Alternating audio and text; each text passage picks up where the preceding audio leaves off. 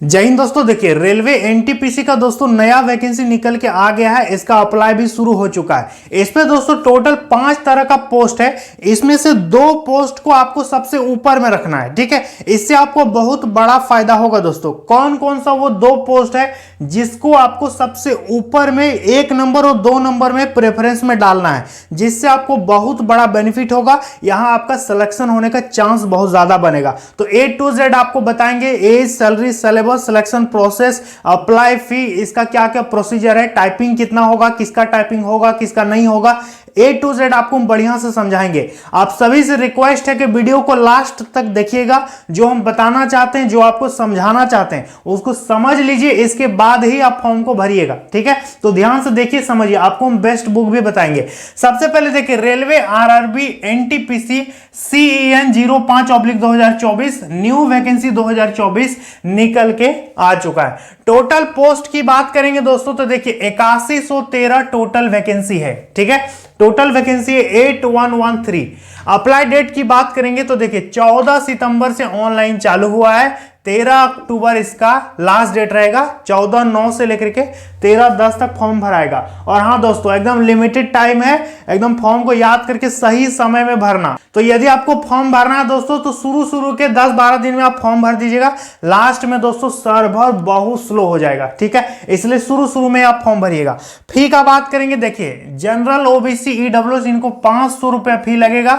बाकी other category को 250 रुपए यहां पर पेमेंट करना होगा। और हाँ, फॉर्म भरते समय जब आप कैफे में जाएंगे ना, तो कैफे वाले को बताइएगा कि मेरा अकाउंट नंबर और मेरा IFSC कोड वहां पर डाल दीजिए। ऐसा इसलिए क्योंकि 500 रुपए जो पेमेंट लग रहा है, 400 रुपए आपको वापस मिलेगा। जब आप एग्जाम में बैठ जाइएगा, 2-3 महीना हो जाएगा, फिर आपका खाता पे पैसा आ जाएगा। नहीं तो बहुत सारे कैफे वाले क्या करते हैं कि फॉर्म भरते हैं स्टूडेंट का और अपना वाला खाता वहां पर डाल देता है। तो जब आप एग्जाम दे दोगे, कंप्लीट हो जाएगा, इसके बाद आपको भी याद नहीं रहेगा, तो 400 रुपया उसके खाते में चल जाएगा। इसलिए फॉर्म भरते समय आप अपना अकाउंट नंबर, आप अपना IFSC कोड जो है अपना डलवाइएगा खुद का, ठीक है। तब आपके खाते पे उतना पैसा आएगा। 400 रिफंड होगा, ठीक है। महिलाओं का भी उस हिसाब से रिफंड हो जाएगा। उम्र सीमा देख लीजिए। उम्र सीमा का बात करेंगे यानी एज, तो 1 जनवरी 2025 से आपका एज काउंट कर रहा है, ठीक है। तो एज का कोई टेंशन नहीं है। इस दिन से उम्र देखेगा। तो अभी आपका उम्र जो भी हुआ है उससे मतलब नहीं है। आप निकालिए कि इस तिथि को आपका उम्र हो रहा है कि नहीं हो रहा। और हाँ, उम्र में पहली बार दोस्तों 3 साल एक्स्ट्रा सबको छूट मिला है। जनरल को, ओबीसी को, SC को, ST को, सभी को। महिलाओं को 3 साल एक्स्ट्रा छूट दिया सरकार ने। कोविड-19 जो पेंडेमिक आया था, कोरोना वायरस जो महामारी थी, उसके चलते 3 साल सभी को छूट मिला। अगली बार जब एनटीपीसी की वैकेंसी आएगा दूसरे साल, तो फिर वो 3 साल एक्स्ट्रा छूट नहीं मिलेगा, ठीक है। ये वैकेंसी कोविड के बाद आ रहा है, इसलिए 3 साल सबको एक्स्ट्रा छूट मिलेगा। देखिए दोस्तों, अब हम आपको रेलवे आरआरबी एनटीपीसी भर्ती 2024 के लिए सबसे बेस्ट बुक बताते हैं दोस्तों, जो कि आती है दिशा पब्लिकेशन की तरफ से। सबसे पहले बात करेंगे दोस्तों दिशा पब्लिकेशन की गाइड की। तो इस पे क्या है कि 2017 से लेकर के 2022 तक जितना भी एनटीपीसी का परीक्षा हुआ है, उन सारी चीजों को ध्यान में रखते हुए अपडेटेड मटेरियल इस पे दिया गया है। रीजनिंग है, जीके है, करंट अफेयर्स है, आपका साइंस है, सब चीज देखने को मिल जाएगा। ये बुक जो है 100% सिलेबस को कवर करती है। इसके साथ साथ चैप्टर के एंड में MCQ क्वेश्चन भी दिया गया है, जिससे आप अच्छा खासा प्रैक्टिस भी कर सकते हैं, जिससे आपका तैयारी करने में ज्यादा हेल्प होगी। इसके साथ साथ दोस्तों दिशा पब्लिकेशन की सॉल्व पेपर भी आती है। जैसे कि इस पे टोटल आपको 33 सेट देखने को मिल जाएगा।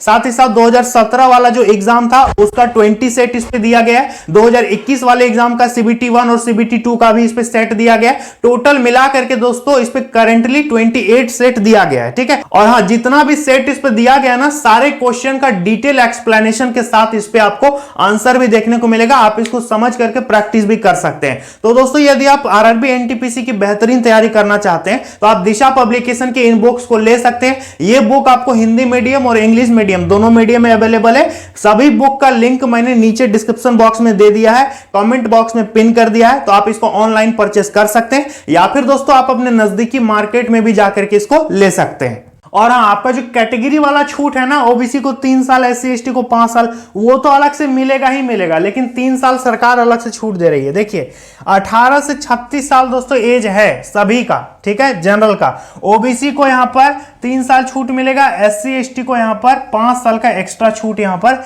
मिल रहा है। क्लियर है। बात करेंगे दोस्तों पोस्ट का नाम, तो देखिए कौन कौन सा पोस्ट है इस पर हम अभी चर्चा करेंगे। ये मेन पॉइंट है दोस्तों, इसको हम बढ़िया से भी समझाएंगे। सबसे पहले आप यहां पर देखिए सिलेक्शन प्रोसेस की बात करेंगे तो CBT 1 होगा, फिर CBT 2 होगा, फिर आपका टाइपिंग होगा, फिर DV और मेडिकल।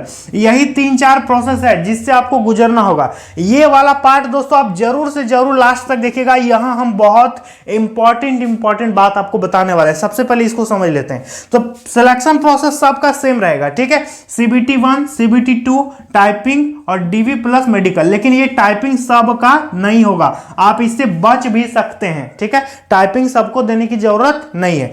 देखिए CBT 1 की बात करेंगे तो इस पे 100 क्वेश्चन पूछेगा, ठीक है। 100 क्वेश्चन 100 अंक, 100 क्वेश्चन 100 नंबर CBT 1 में, ठीक है। समय आपको इस पे मिलेगा 90 मिनट। कितना टाइम मिलेगा? 90 मिनट। नेगेटिव इस पे रहेगा 1/3, 1/3 का माइनस मार्किंग भी रहेगा। 3 क्वेश्चन को गलत कीजिएगा तो 1 नंबर आपका सीधा साधा कट जाएगा, ठीक है। देखिए अब इस पे क्वेश्चन कहां से पूछेगा, तो देखिए दोस्तों रीजनिंग, दूसरा नंबर रहेगा मैथ, ठीक है। और तीसरा नंबर में आपका रहेगा जीके प्लस जीए मतलब सीए भी बोल सकते हैं, करंट अफेयर्स, ठीक है। जनरल नॉलेज और करंट अफेयर्स, यही 3 सेक्शन से CBT 1 में क्वेश्चन पूछेगा।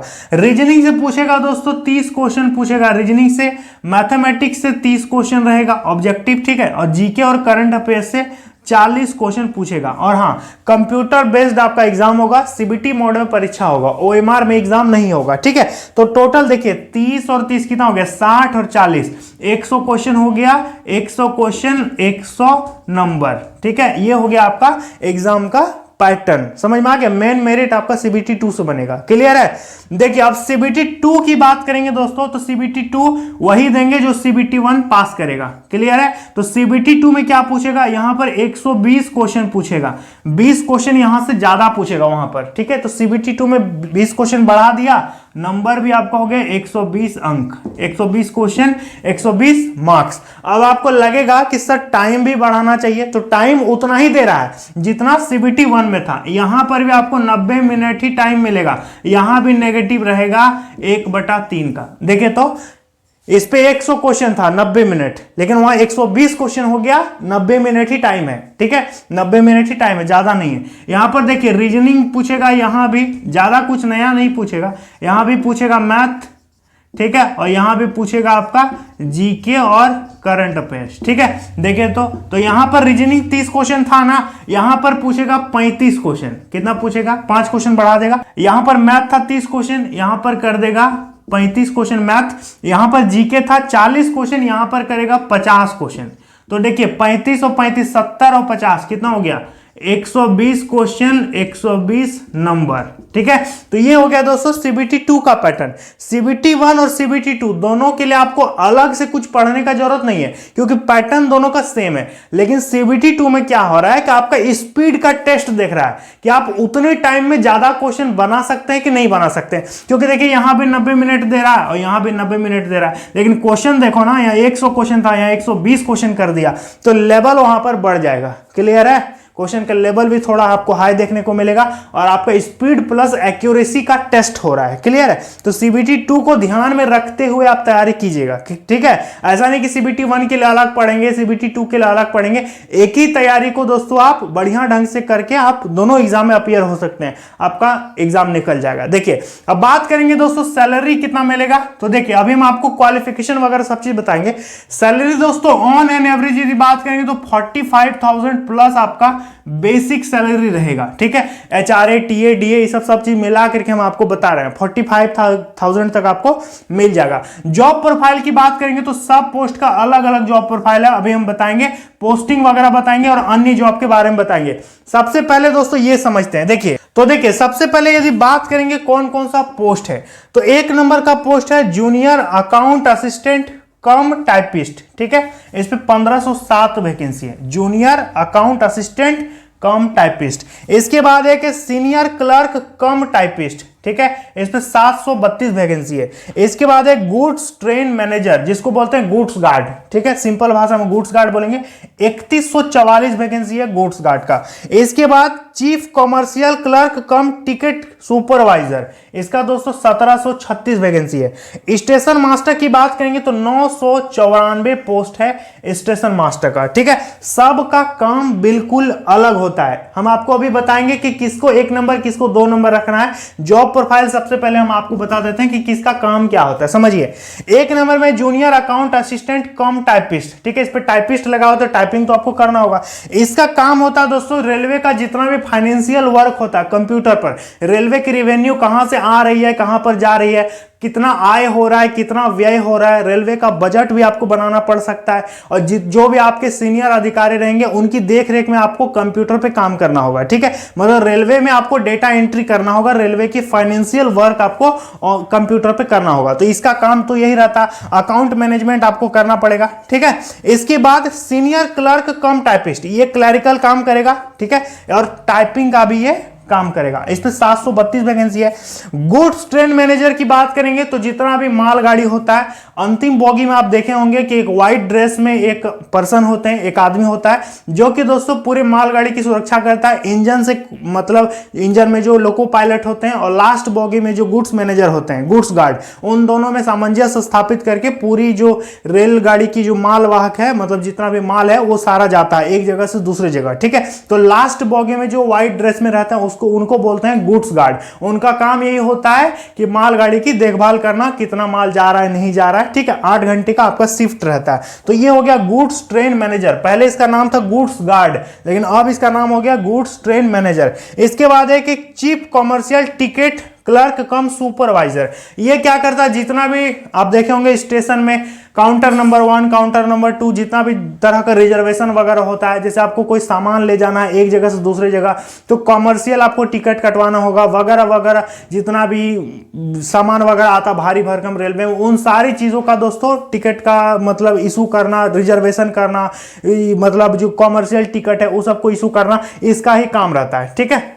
रिजर्वेशन वगैरह का यही काम करते हैं chief commercial ticket supervisor. 1736 post है। और स्टेशन मास्टर का दोस्तों काम सबसे लाजवाब होता है। इसकी ड्यूटी थोड़ी सी टफ आप बोल सकते हैं, क्योंकि पूरे स्टेशन की जिम्मेदारी इनके ऊपर होती है, स्टेशन मास्टर के ऊपर। ये क्या करते हैं कि जैसे कि आपका किसी भी स्टेशन में पोस्टिंग होता है, जैसे कि आपका पटना में पोस्टिंग हो जाता है, तो वहां पर टोटल 10 प्लेटफॉर्म है। तो कोई भी गाड़ी आ रही है, सुपर फास्ट आ रही है, एक्सप्रेस आ रही है, मालगाड़ी आ रही है, डेमो आ रही है, कितनी भी तरह की गाड़ियां आ रही है, वंदे भारत चल रही है, तो किसको किस प्लेटफॉर्म पर लेना है, कैसे उसको लूप लाइन से मेन लाइन में लेना है, कहां से उसको पास करवाना है, यदि उसी टाइम पे कोई मालगाड़ी आ रही है तो उसको कैसे पास करवाएंगे, किस प्लेटफॉर्म पर किसको लेंगे, ये सारा जिम्मेदारी किसका होता है, स्टेशन मास्टर की होती है। साथ ही साथ पूरे स्टेशन की जिम्मेदारी, जैसे कि वहां पर वाटर का जो सुविधा है वो बढ़िया से प्रॉपरली काम कर रहा है कि नहीं, स्टेशन में जो भी सैनिटेशन साफ सुथरा का कार्यकाल, जो भी मतलब साफ सफाई की काम है वो अच्छे से हो रही है कि नहीं। तो स्टेशन की पूरी रिस्पॉन्सिबिलिटी आपके ऊपर होती है।